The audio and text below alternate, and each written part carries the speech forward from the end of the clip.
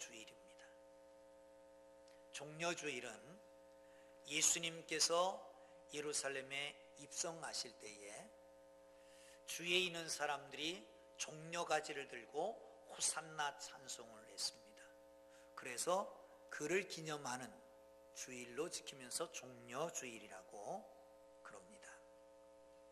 요한복음에 의하면 나사로의 사건, 여러분 나사로의 사건을 알죠? 죽은 지 사흘 만에 예수님이 살려주셨잖아요. 마침 6월절이었습니다. 수많은 사람들이 모여들었고 이 소문은 동네방네로 퍼져나가기 시작했습니다. 그러기에 예수님도 보고 죽었다 살아난 나사로도 보려고 베다니로 수많은 사람들이 몰렸을 것입니다.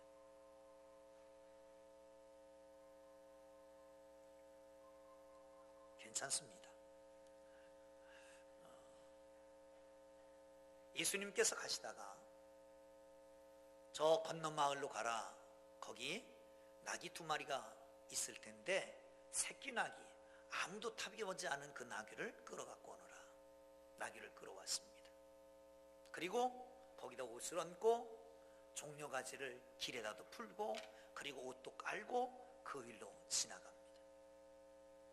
주위에 있는 사람들 그리고 예수님의 제자들, 아마 이때쯤이면 예루살렘에 나온 사람도 있어서 큰 무리가 지나가면서 호산나 찬양을 합니다. 호산나 다윗의 자손이여 찬송하리로다. 주의 이름으로 오시는 이여 높은 곳에서 호산나 하더라 찬양을 하면서 가게 됩니다.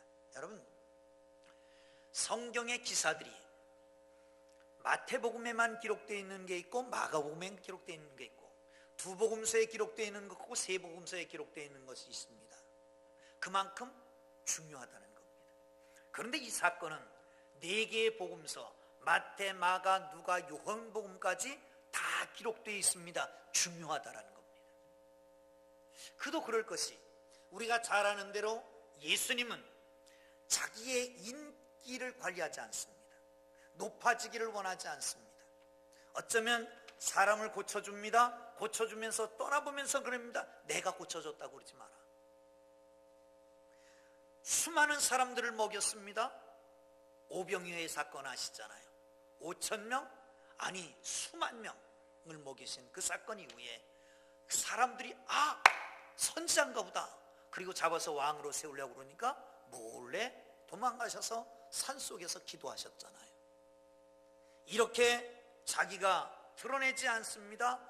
대중의 인기를 몰이하지 않습니다. 가만히 드러내지 않습니다. 외치지도 않습니다. 목소리를 높이지도 않습니다. 그런데 웬일로 그냥 두시는 겁니다. 호산나 찬양하는데 그냥 두십니다. 두루다니며 착한 일을 행하셨습니다. 그런데 거기서 인기가 정상급에 올라가도록 머무르지 않고 떠나십니다. 그런데 지금은 호산나 찬양합니다. 뿐만 아니라 예수님께서는 사람들의 마음을 다 알고 계십니다. 지금은 호산나 찬양하지만 며칠이 못 가면 십자가에 못 박아라, 십자가에 못 박아라, 그럴 사람들의 마음 또한 알고 있었습니다. 그런데도 가만히 그들의 칭송을 받으면서 호산나 찬양을 들으면서 지나가고 계십니다. 이 중요한 장면, 그러면 이 중요한 장면이 우리에게 어떤 교훈을 줄까? 오늘 이 말씀 속에 큰 깨달음이 있기를 주의 이름으로 축원합니다. 할렐루야. 7절을 보겠습니다. 시작. 다시 시작. 나귀 새끼를 예수께 끌고 와서 자기들의 겉옷을 그 위에 얹어놓음에 예수께서 타시니. 아멘. 여러분, 상상을 해보셨습니까? 지금 우리는 성경에 있으니까 매년 들어왔으니까 그냥 아무렇지도 않게 생각되지만 나귀 새끼, 아무도 타보지 않은 것, 그런데 그 위에 사람이 탔으니 이게 얼마나 요동칠까, 얼마나 불편할까. 그 위에 타고 갑니다. 비척비척거리면서 가겠지요. 거기에 사람들이 환호성을 치릅니다.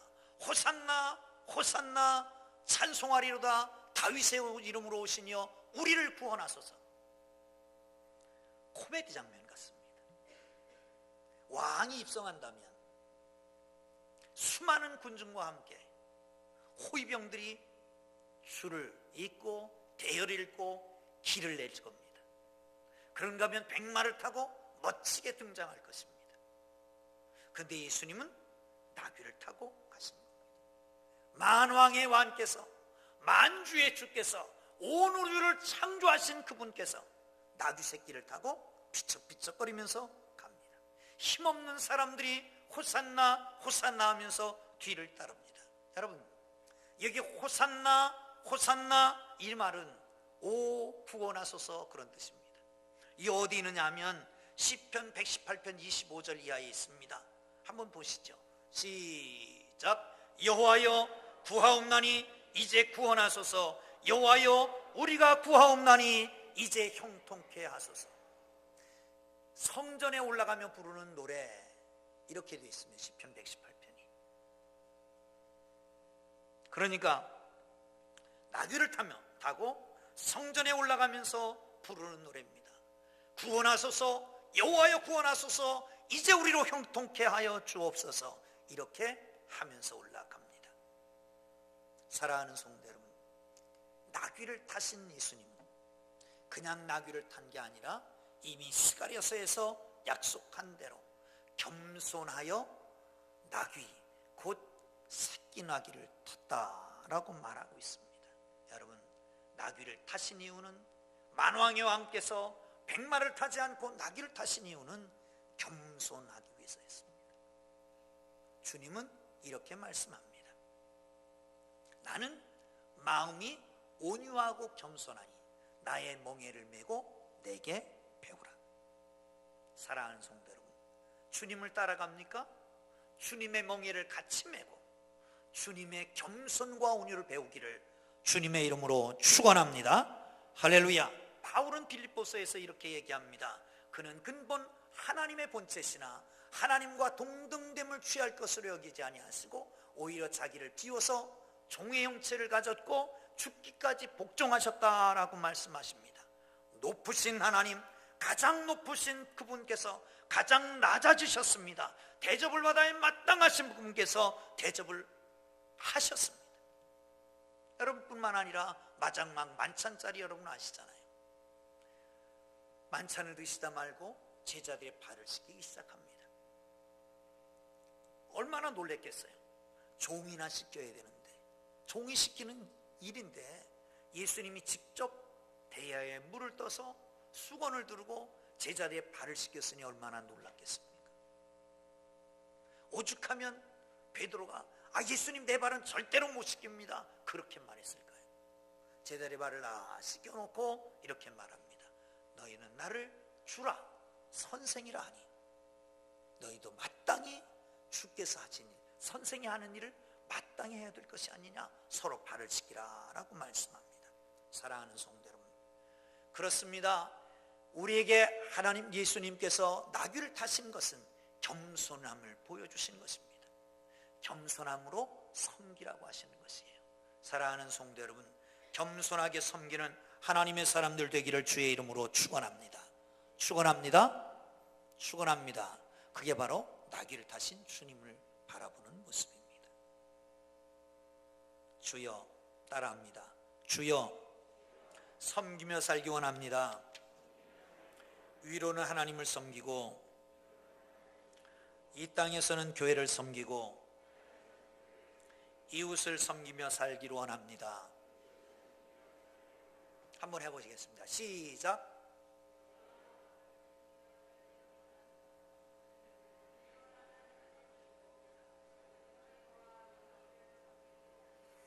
심히 슬픈 일일세.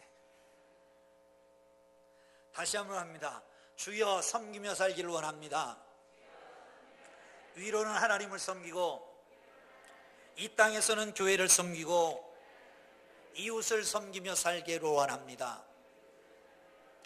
다시 한번 해보겠습니다. 시작. 주여, 섬기며 살기를 원합니다. 위로는 하나님을 섬기고 이 땅에서는 교회를 섬기고 이웃을 섬기며 살기 원합니다. 아멘.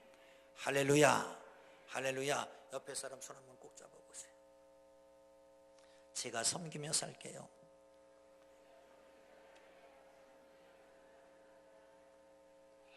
할렐루야. 여러분, 사람이 능력이 있으면 얼마나 있을까요?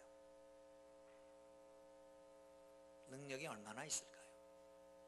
지난 주간에 글이 하나 그 지인에게서 올라왔습니다. 이런 내용입니다.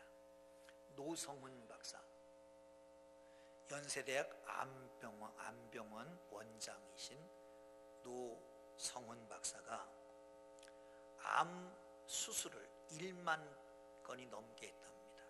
생존율은 99.5%랍니다. 그런데 2014년에 후두암이 걸렸답니다. 여러분, 남은 치료하면서 자기는 암이 걸려요. 이게 인간입니다. 어떤 분은 그냥 자다가 심장마비로 떠나는 사람도 있습니다. 천년 만년 살 것 같이 열심히 운동하는 사람이에요. 그러면서 그런 생각을 해요. 주일날 교회 안 오고 낮잠 자다가 심장마비로 죽었다. 하나님 앞에 가면 뭐라 그럴까? 너 뭐 하다 왔냐? 그러면 잠자다 왔습니다. 그럴까? 걱정돼요. 여러분, 낙이 타신 예수님 평범하고 무력하고 약하지만 나귀로 사용하십니다. 잘나서, 돈이 많아서, 강건해서 사용하는 거 아닙니다. 그냥 틀어서 쓰시는 거예요. 불러와라, 불러왔어요. 타시는 거예요. 그리고 가는 거예요. 사랑하는 성도 여러분, 문제는 아무것도 없습니다. 내가 능력이 있느냐 없느냐의 문제가 아닙니다. 내가 잘났느냐 못났느냐의 문제도 아닙니다. 의로우냐 불의하냐의 문제도 아닙니다. 내 등에 예수님만 업고 가면 되는 거예요. 근데 중요한 거, 어떤 분이 그런 얘기를 하는 거예요. 중요한 거는 나귀가 예수님을 등에 업고 가기만 하면 찬사를 받는데, 그런데 고개를 들면 안 된대요. 고개를 들면 옆에 가던 베드로가 등짝을 때린대. 이 나귀가 정신 나갔나? 그러고 등짝을 때린대. 여러분, 뻘이 들지 말고요, 빳빳하게 세우지 말고, 그리고 주님만 등에 업고 가다 보면 우리는 예루살렘에 들어가는데 주님과 함께 영광을 같이 받아가며 가는 겁니다. 할렐루야, 할렐루야. 자, 두 번째 9절 10절을 봅니다. 시작. 앞에서 가고, 다시 시작. 앞에서 가고 뒤에서 따르는 자들이 소리 지르되 호산나, 찬송하리로다. 주의 이름으로 오시는 이여 찬송하리로다. 오는 우리 조상 다윗의 나라여 가장 높은 곳에서 호산나 하더라. 아멘. 호산나, 주여 구원하소서, 그런 것입니다. 여러분 잘 아는 대로 저들은 로마 압제하에 있었습니다. 예수님을 보면서 이분이 바로 선지자 중에 한 사람인가 보다. 그것은 모세가 말했던 나와 같은 선지자를 너희 중에 줄 것이다 라고 하는 그 선지자 중에 하나. 어떤 사람은 그랬습니다. 아니다, 다윗과 계약했던 바로 그분, 다윗의 후손 속에서 이 나라를 구원할 메시아가 온다라고 그랬는데 바로 이분이 메시아인가 보다. 이분이 이제는 저 로마의 압제에서 물리치고 우리를 구원하실 것이다, 이런 확신을 가지고 찬양을 했는지도 모릅니다. 정치적인 목적을 가지고 오신 분이라. 그러나 이분은 온 인류를 구원하게 오신 하나님의 아들이신 것을 믿으시기를 축원합니다. 마태복음 1장 21절에 보면 예수님이 탄생하실 때에 아들을 낳으리니 그 이름을 예수라 하라. 이는 그가 자기 백성을 그들의 죄에서 구원할 자이심이라. 할렐루야, 할렐루야. 요세푸스에 의하면 당시에 예루살렘을 찾아서 제사 드린 사람은 한 25만 6천 정도가 된다고 합니다. 사람은 셀 수 없지만 양들이 소비가 그만큼 됐대요. 양을 25만 6천 마리를 6월절에 다 잡는 거예요. 그러니까 예루살렘 성 안에는 피비린내가 진동했고 그뿐만 아니라 양의 피가 바다를 이룰 정도로, 그 정도로 아주 많이 잡았답니다. 그런데 왜 양을 잡습니까? 그 양으로 그 사람의 죄를 사함받기 위해서였습니다. 그런데 여러분, 제가 말씀드리잖아요, 가치가 다르잖아. 양의 가치 갖고 사람의 가치를 대신할 수가 있는 게 아니잖아요. 모든 사람이 죄를 졌어요. 죄의 대가는 사망이에요. 그런데 내가 죽어야 될 죄를 양이 죽어갖고 됩니까? 안 되지. 같은 가치가 있어야 되는데, 아니 그보다 높은 가치가 있어야 되지 않습니까? 그래서 예수님께서 이 땅에 오셨습니다. 사람이 사람으로 대속할 수가 없습니다. 그러나 신이, 죄가 없는 분이 오셔야 됩니다. 예수님께서 그래서 오셨습니다. 그런가 하면 죽어야 됩니다. 인간이어야 됩니다. 동시에 사람이며 동시에 완벽한 인간이시고 하나님이신 바로 그분이 오셔서 십자가를 지심으로 우리의 모든 죄를 용서하신 것을 믿으시기를 축원합니다. 할렐루야. 여러분, 죄가 얼마나 무서운지 아십니까? 체르노빌 원전 방사능 유출 사건이 있었잖아요. 그 이후에 지금까지 얼마나 많은 사람이 죽었는지 아십니까? 60만 이상이 죽었답니다. 전혀 놀라지도 않는데 사실입니다. 60만이면 우리 일산의 인구가 110만 정도 되나요? 반 이상이 죽은 거예요. 방사능의 위험입니다. 그런데 여러분, 죄라고 하는 건 어떻습니까? 죄는 더 무섭습니다. 왜 무섭습니까? 아까는 원자력 병원의 원장도 얼마 전에 직장암 4기 판정을 받았대죠. 사랑하는 성도 여러분, 왜 그렇습니까? 암이 무서운 거는 겉은 그냥 멀쩡해요. 그런데 속에서 암세포가 자라고 있는 거예요. 그래서 무서운 거예요. 죄의 무서운 건 왜 그렇습니까? 마찬가지입니다. 겉은 멀쩡합니다. 아니, 의로운 것 같습니다. 좋은 말은 다 하고 다닙니다. 그런데 속에서 죄가 싹트고 커가고 있는 거예요. 하기도 싫은 말들 많잖아요. 요즘 뭐 적폐청산이라든지 미투 운동이라든지 뭐 30년 전이 다 들으라고 그러잖아요. 다 들으라고. 하나님 앞에서 여러분, 언젠가는 다 드러날 것입니다. 그런데 예수 그리스도의 능력만 있으면, 예수님만 믿으면 모든 죄에서 용서받는 것을 믿으시기를 축원합니다. 바로 십자가의 복음, 그것이 위대한 복음입니다. 십자가의 복음만이 우리의 유일한 구원의 복음입니다. 유일한 치료의 복음입니다. 유일한 축복의 길입니다. 유일한 기원의 길입니다. 사랑하는 성도 여러분, 그래서 예수 그리스도의 십자가를 통해서 영혼이 잘되고 범사가 잘되고 강건하게 되는 것을 믿으시기를 축원합니다. 호산나 다윗의 자손으로 오시는 이여, 높은 곳에서 호산나 하더라. 우리 주님 앞에 간구하세요. 오 주여, 우리를 구원하소서. 죄에서 우리를 구원하소서. 이 험악한 죄에서, 이 악독한 죄에서, 이 무서운 죄에서 하나님 앞에 구하고 용서받고 치유받는 역사가 있기를 주의 이름으로 축원합니다. 할렐루야. 2절을 봅니다. 시작. 이르시되, 다시 있습니다. 시작. 이르시되 너희는 맞은편 마을로 가라. 그리로 들어가면 곧 아직 아무도 타보지 아니한 나귀 새끼가 매어 있는 것을 보리니 풀어 끌고 오너라. 그리고 3절에는 누가 뭐라 그러면 주인이 쓰시겠다고 그래라. 사랑하는 성도 여러분, 왕이신 예수님이 입성하십니다. 그러면서 제자들 둘을 보냅니다. 저 건너편에 가면 나귀가 2마리 있을 텐데 풀어와라.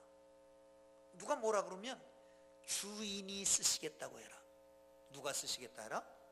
주인이 쓰시겠다고. 누구의 주인이? 나귀의 주인. 아니, 나귀가 어떻게 예수님이 주인이지? 나귀가 어떻게 예수님이 주인이 되시냐니까요. 그 나귀를 먹이고 입히고, 아니 나귀를 낳든지 아니면 샀든지 거기서 나귀를 재우고 또한 먹이고 또 그랬던 거 아닙니까? 그런데 그 주인이 왜 예수님이 주인이 되세요? 사랑하는 성도 여러분, 예수님은 우리 모든 인류의 주인 되신 걸 믿으시길 축원합니다. 왜 그렇습니까? 창조주시기 때문입니다. 왜 그렇습니까? 심판의 주이시기 때문에 그렇습니다. 창조와 심판 사이에, 낙과 죽음 사이에, 나음과 죽음 사이에 이 모든 인생의 여정에도 하나님이 계획하고 계시는 분인 줄 믿으시기를 축원합니다. 할렐루야. 그렇습니다. 계획 없이 무슨 일을 했던 게 아닙니다. 520년 전 스가랴 선지자를 통해서 이미 계획됐습니다. 나귀 새끼 한 마리까지, 그걸 탈 것까지 계획되어 있었습니다. 사랑하는 성도 여러분, 지금은 그 주재권을 주께서 선포하고 계시는 겁니다. 사랑하는 성도 여러분, 미물 나귀의 인생이 아니죠.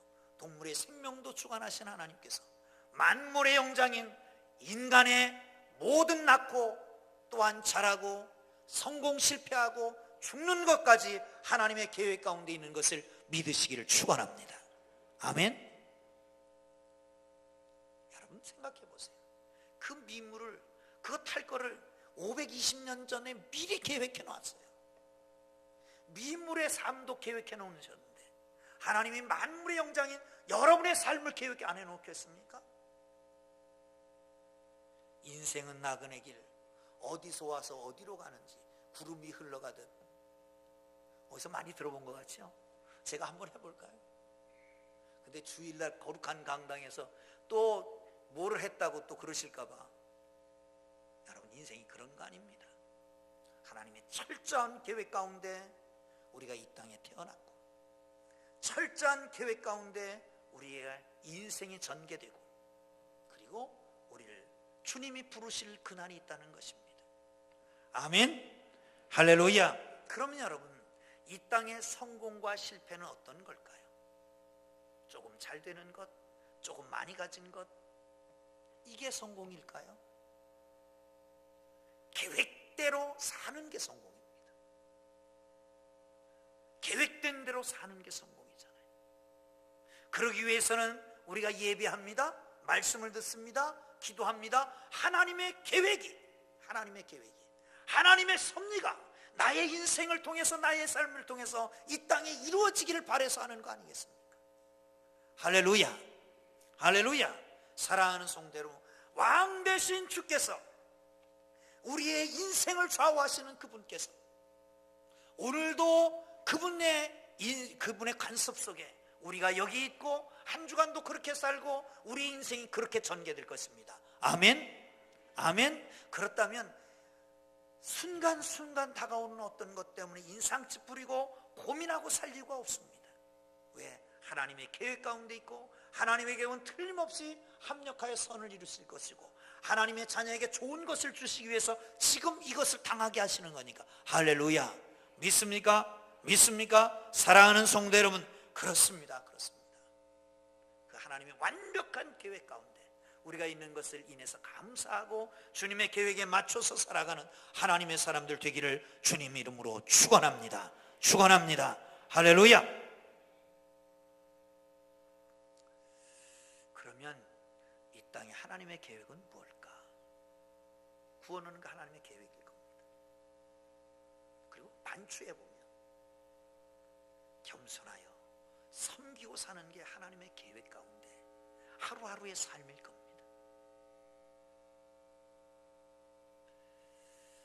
지난 주간에 시인이 동영상을 하나 보여줬는데 그거 한번 보고 예배 마칠까 그럽니다. 한번 보시죠. 글씨가 잘 보일지 모르겠네요.